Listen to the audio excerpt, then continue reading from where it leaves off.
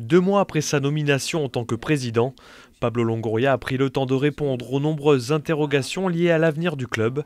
L'Espagnol a notamment balayé les rumeurs de vente qui animent l'actualité depuis plusieurs mois. Depuis janvier, notre propriétaire il a fait un communiqué. Je ne vends pas le club. Il est venu ici. Il a bien communiqué dans tous les différents entretiens que le club n'est pas en vente. Avec tous les supporters.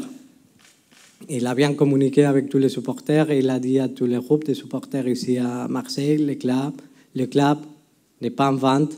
Je vais me pérenniser ici encore pour faire un projet. Dans mes conversations individuelles avec lui, c'est toujours en parlant du futur. Quand un club est en vente et quand il a un procès de vente imminent, normalement, dans mes expériences, ça ne sort rien dans la presse et ça ne sort rien publiquement. Autre point chaud abordé, le cas Arek Milik, dont l'avenir à Marseille est incertain.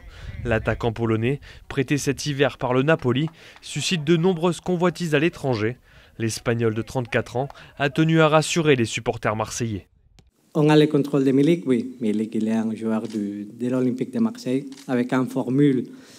Si je me mets à expliquer toute la formule, on peut mettre toute la journée, mais c'est un prêt avec une obligation d'achat, avec vinculé à beaucoup de paiements.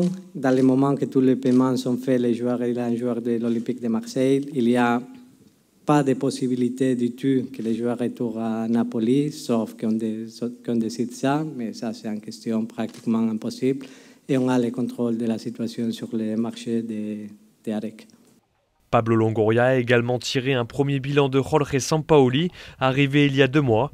L'entraîneur argentin a relancé l'équipe en remportant 5 matchs sur 7 rencontres disputées. Il a changé la dynamique, il a donné de l'espoir, tu as bien dit.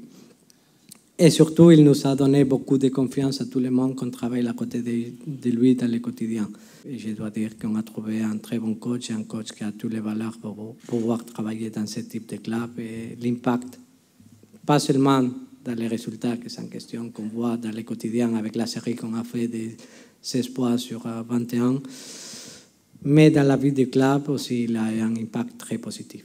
Le président marseillais en a profité également pour rappeler l'importance pour le club de se qualifier chaque année en Coupe d'Europe.